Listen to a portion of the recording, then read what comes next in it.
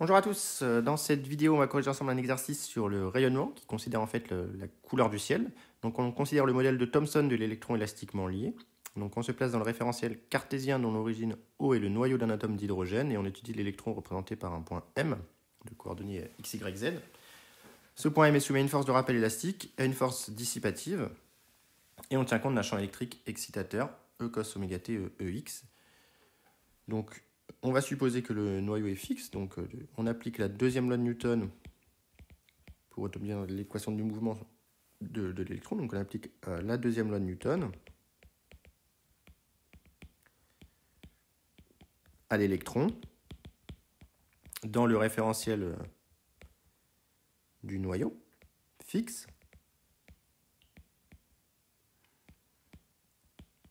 Supposé fixe le noyau.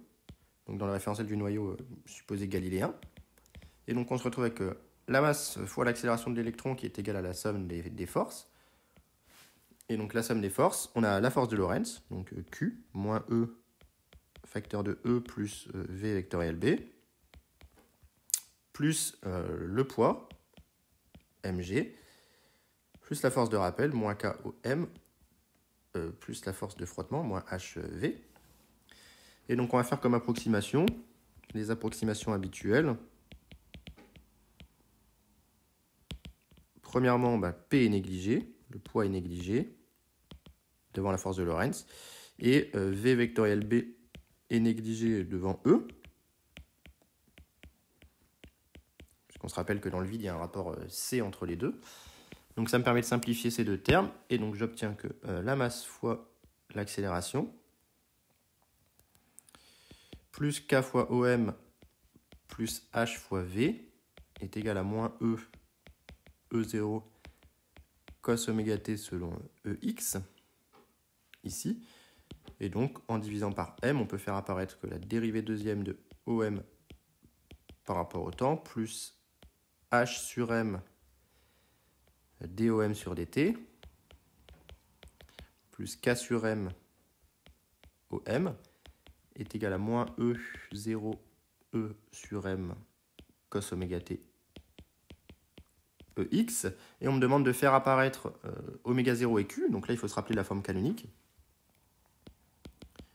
qui s'écrit D2OM sur dt2 plus oméga 0 sur Q DOM sur dt plus oméga 0 carré OM égale ici le second membre, moins E0 sur M cos oméga t EX. Et donc on identifie oméga 0 qui est égal à la racine de K sur M. Donc on peut faire l'application numérique. On a une raideur qui vaut 3,6 10 puissance 2. Donc ça fait racine de 3,6 10 2 divisé par la masse 9,1 10 moins 31. Ce qui fait 2 fois 10 à la puissance 16 radians par seconde. Et ensuite, on a que oméga 0 sur Q est égal à H sur M. Donc de ça, on déduit assez facilement que Q est égal à M sur H oméga 0. Et donc, 9,1 10 moins 31, M sur H oméga 0 fois oméga 0 divisé par 9,1 10 moins 23. Et donc ça fait 2 10 puissance 8 ici comme valeur de Q.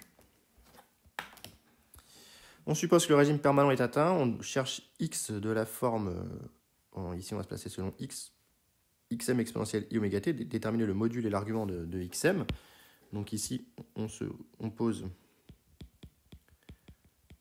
OM est égal à x EX, et donc OM bar en complexe est égal à x bar EX est égal à xm bar E puissance i oméga t EX en RSF. Et donc l'équation obtenue précédemment, que je vais appeler étoile, en complexe, va me donner moins oméga 2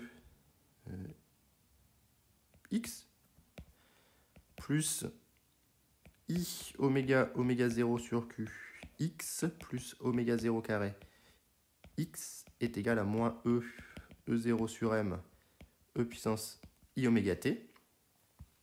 Et donc en remplaçant x par xm e puissance i oméga t, en simplifiant les e puissance i oméga t, il me reste xm qui est égal à moins e0 sur m, divisé par oméga 0 carré moins oméga carré, plus i oméga 0 sur q. Et on me demande le module et l'argument. Donc bon, on va calculer module et argument. Donc le module de xm bar, c'est égal à e0 sur m divisé par la racine carrée de oméga 0 carré moins oméga carré, le tout au carré, plus oméga 0 carré sur q carré. Et l'argument, c'est égal à l'argument du numérateur, donc pi, puisque c'est un réel négatif, moins l'argument du nombre complexe oméga 0 carré moins oméga carré plus i oméga 0 sur q. Et donc là, je ne peux pas le simplifier directement, puisque ça dépend du signe de la partie réelle. Le signe de la partie réelle est variable ici. Donc voilà pour cette question. Déterminer la pulsation oméga qui maximise le module de xm bar. Donc ici, on va chercher la pulsation de résonance en réalité. On cherche à maximiser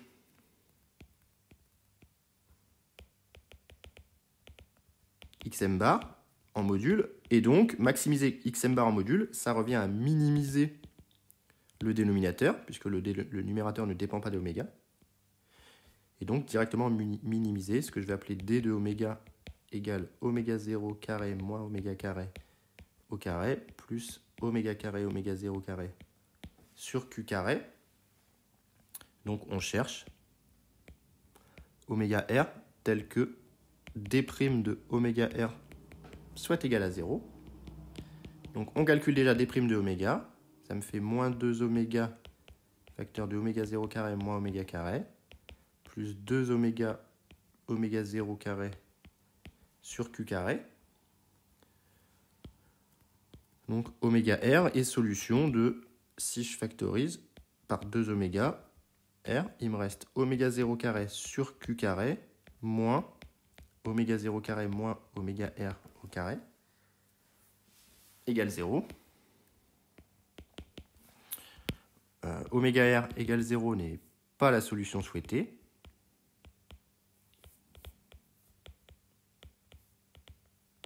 Donc, forcément, oméga r est la solution de ce qui reste. Oméga 0 sur q carré moins oméga 0 carré plus oméga r carré égale 0.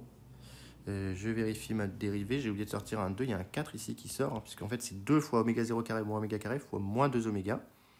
Donc là, il y a un 4 que j'ai oublié. Et donc, quand j'ai factorisé par 2 oméga r, il devrait rester un 2 ici. Voilà. Et donc, on en déduit de ça que oméga r carré va être égal à oméga 0 carré facteur de 1 moins 1 sur 2q2. Et ici, évidemment que q est très grand. Donc, la racine existe. Et donc, oméga r est égal à oméga 0 racine de 1 moins 1 sur 2q2. Et ici, c'est évidemment à peu près égal à oméga 0. Au vu de la valeur de q qui vaut 2 10 puissance 8, on va complètement négliger le 1 moins 1 sur 2q2. Donc voilà pour la oméga r. Le spectre du visible s'étendant du bleu au rouge, comparer les pulsations associées au bleu et au rouge à oméga 0. Donc on a que le bleu, c'est lambda bleu égale 400 nanomètres. Donc oméga bleu, c'est 2 pi c sur lambda bleu. Donc on peut faire le calcul. Ça fait 2 pi fois 3,18 divisé par 410 moins 9. Ça fait 4,7 fois 10 à la puissance 15 radians par seconde. Et oméga rouge, c'est la même chose, c'est 2 pi c sur lambda rouge, avec lambda rouge qui vaut 800 nanomètres par contre,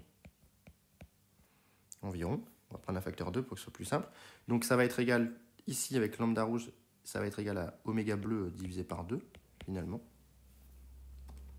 Et donc ça va nous faire du 2,4, on va dire, 10 puissance 15 radians par seconde.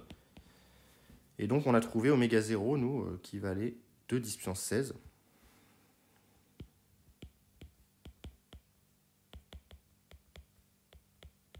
Radians par seconde, moins 1 ici. Donc on a oméga bleu, oméga R et oméga bleu qui sont petits devant oméga 0.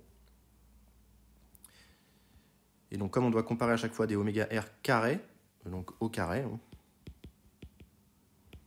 on n'a que oméga R carré, oméga 0 carré, c'est à peu près égal, on avait dit 2 10 16, donc ça fait 4 10 32 en unité SI. Et pour le cas le plus critique, c'est pour le rouge, donc oméga R carré, on a trouvé 2,4 10 15. Donc on est sur du 5,8 10 30 en unité SI. Donc on va pouvoir considérer que oméga visible au carré est très petit devant oméga 0 carré, ce qui va nous permettre de simplifier un petit peu les expressions. Donc justement, on a bien une expression simplifiée du module de xm bar. Donc on va repartir de ce qu'on avait ici. Donc là, on va faire l'hypothèse, au vu de ce que je viens de dire d'avant, que oméga carré est très petit devant oméga 0 carré.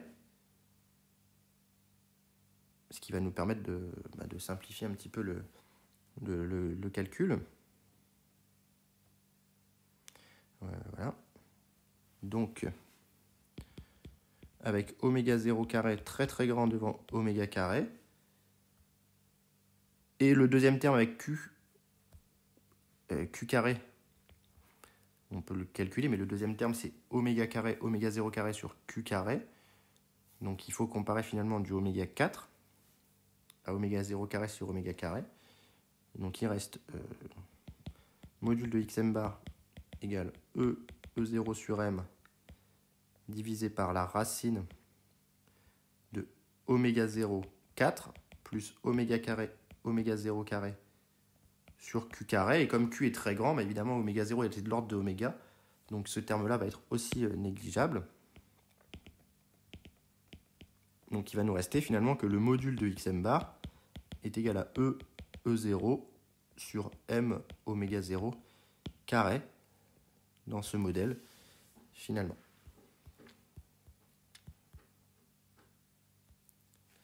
Donc on définit la puissance rayonnée comme étant K fois x point au carré en module. Calculer le rapport entre la puissance rayonnée par le bleu et celle rayonnée par le rouge. Donc ici on va se servir de la donnée de l'énoncé qui est que la puissance rayonnée c'est K fois le module de x point au carré. Or, x point, bah ici, ça peut se déterminer, c'est x bar complexe, donc c'est égal à xm e puissance i oméga t dérivé deux fois, donc c'est égal à moins oméga carré xm bar e puissance i oméga t, donc le module de x point au carré, c'est donc égal à oméga carré fois module de xm au carré. Voilà.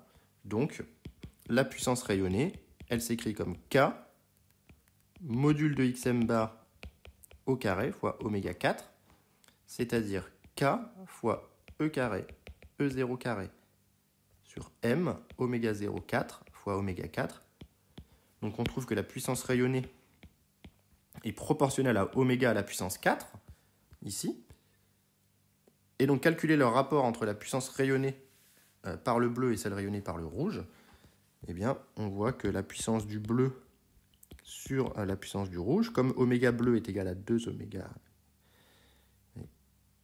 est égal à 2 oméga rouge, donc ça c'est égal à, en fait, à un K' oméga bleu à la puissance 4, divisé par K' oméga rouge à la puissance 4, c'est donc égal à oméga bleu sur oméga rouge à la puissance 4, c'est donc égal à 16, et donc on a une puissance rayonnée par le bleu, dans le bleu tout du moins, qui est 16 fois plus grande que celle rayonnée dans le rouge, donc c'est pour ça que le ciel est perçu bleu en pleine journée, dans la mesure où le rayonnement sera bien plus capté par nos yeux lorsqu'il est dans le bleu que dans le rouge. à cause de ce rapport de ce facteur 16. Donc voilà pour cet exercice très intéressant sur le modèle de l'électron élastiquement lié. C'est un exercice tiré d'un oral, donc ça peut tomber. Il ne faut pas négliger le chapitre sur le rayonnement. Il y a pas mal d'exercices qui sont assez classiques et qu'on peut vous demander à l'oral. Donc voilà, j'espère que la vidéo vous a plu, qu'elle vous aide à mieux comprendre cet aspect du rayonnement. Et s'il y a des questions, surtout mettez-les en commentaire.